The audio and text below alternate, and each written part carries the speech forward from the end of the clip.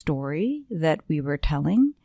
And even though they are, as you highlight, very difficult to measure directly, we looked for patterns in the data to tell us something about the norms and the gender norms of the time.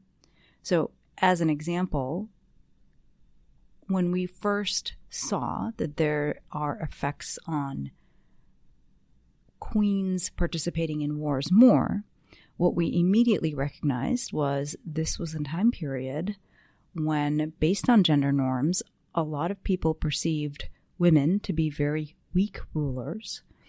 And that created the possibility that the war participation may have arisen because they were actually being attacked by others rather than going on the attack. So this led us to actually look separately at participation in wars in which queens were attacking versus getting attacked. And when we looked at this outcome, we saw that on average, women were actually participating in wars as attackers. And there was actually no significant difference in the rates at which women were getting attacked relative to men. And we think, this countered the idea that on average, women were getting attacked more. But at the same time, we did uncover an interesting nuance based on the marital status of the monarch. So when we disaggregated further, what we saw is single queens, that is, queens who were not married during their reign, did actually get attacked more than single kings. And so we thought this was consistent with the idea that single queens in particular may have been perceived as weak by others and therefore attacked more. But on the flip side, when we looked at the tendency to attack, we saw that married queens actually attacked more than married kings or than single kings, which of course led us to wonder, why would that be the case? Why would married queens go on the attack more?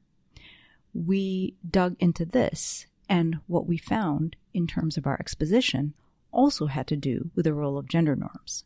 What we found is that married queens did something married kings were less inclined to do. They often put their spouses in charge of official positions and key aspects of governance, which boosted the capacity of their reigns, and they utilized this greater capacity in order to pursue more aggressive war policies. On the flip side, perhaps because of gender norms of the times, married kings were not very inclined to put their wives in charge of official governance positions. As a result, they had lower capacity in their reigns, and this could explain the difference between the rates of aggressive war participation, especially amongst married queens relative to married kings. For me, this was probably the most fascinating area of your research. I mean, you were looking at Europe specifically from 1480 to 1913, as we mentioned, which was a time period where, quote unquote, winning a war was mostly correspondent to gaining territory. And the research that you conducted shows that not only were female monarchs more likely to go to war than male monarchs, but they were also less likely to lose territory in the wars that they participated in, meaning they were more likely to be victorious in these conflicts. And I think there are a couple ways to interpret this, but what do you make of this piece of your research? Yeah, so, we were finding that women were participating more in wars and more as attackers, so it was natural to wonder, were they better off on account of it? And we didn't find anywhere an existing coding of what it meant to win the war. No one had coded this was the winner, this was the loser. So we decided to look at territorial gain as a proxy. And as you highlight, what we find is that queens were more likely to experience territorial gain relative to kings. Not only that, but we also found that queens were no more likely to face internal revolt. They didn't face high risks of civil war.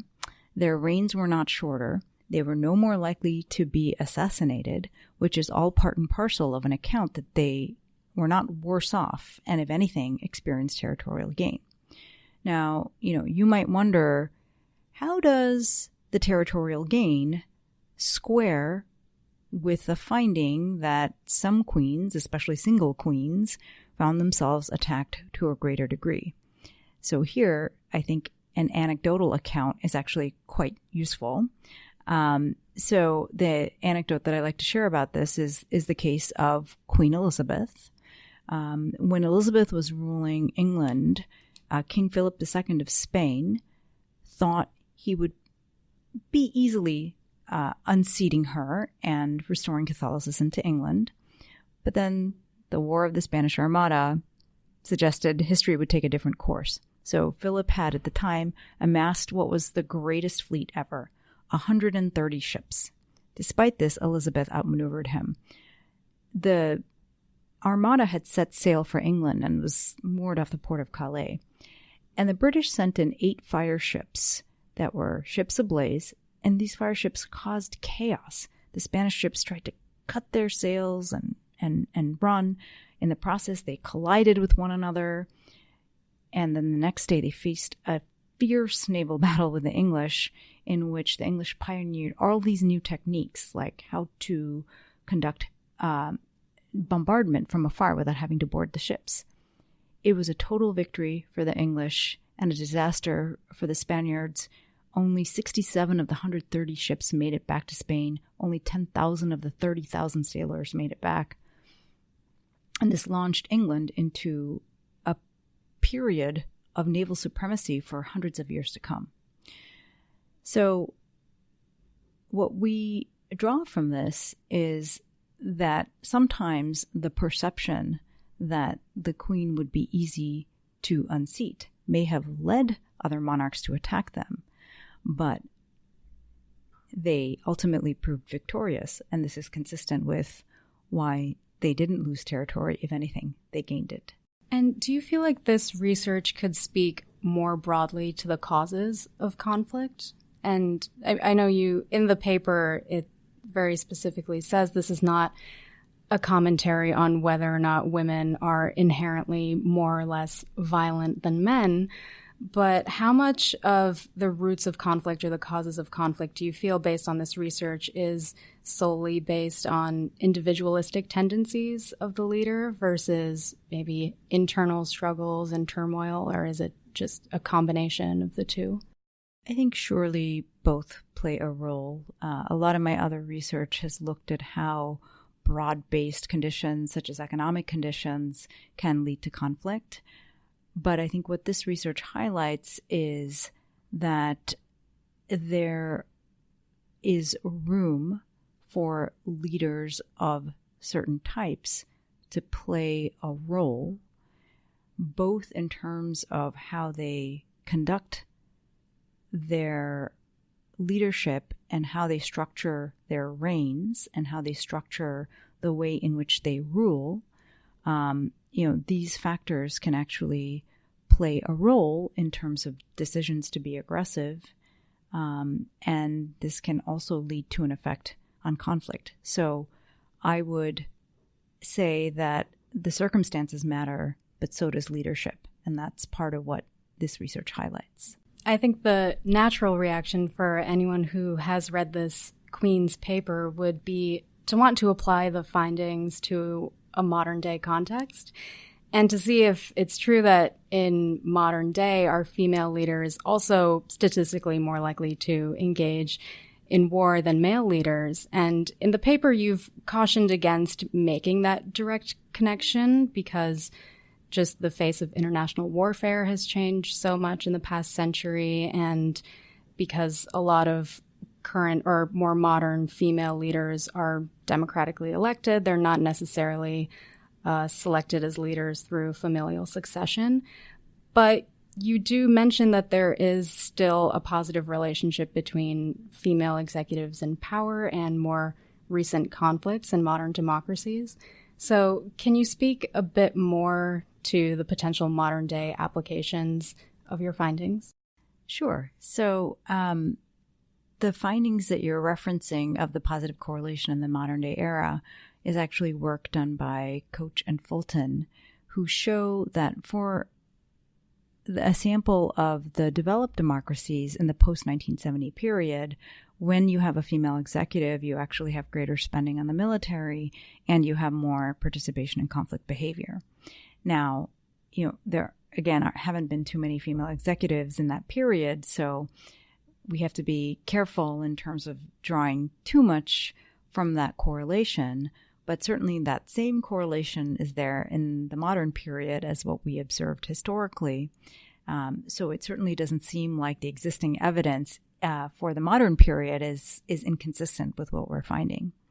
And I think the applicability of what we're finding, goes back to what you said about how my takeaway from this isn't a statement about the inherent violent tendencies of one gender over the other.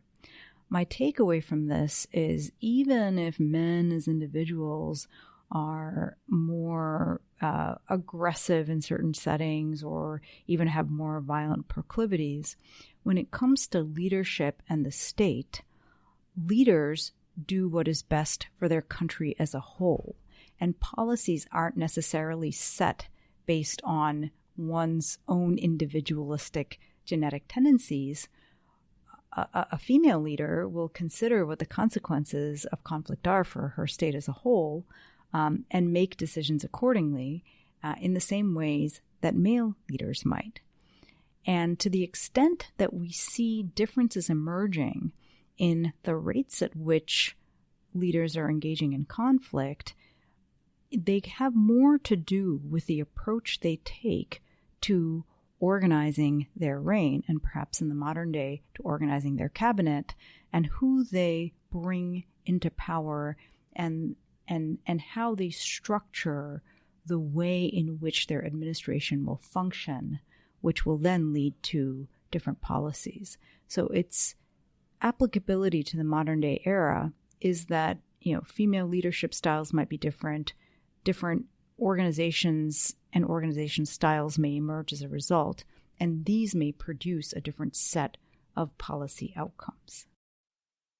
And just going off of that and going back to statements by Francis Fukuyama, Steven Pinker, even President Obama a few months ago said in some remarks that, if we had more female leaders in the world, we would be more peaceful, better decisions would be made.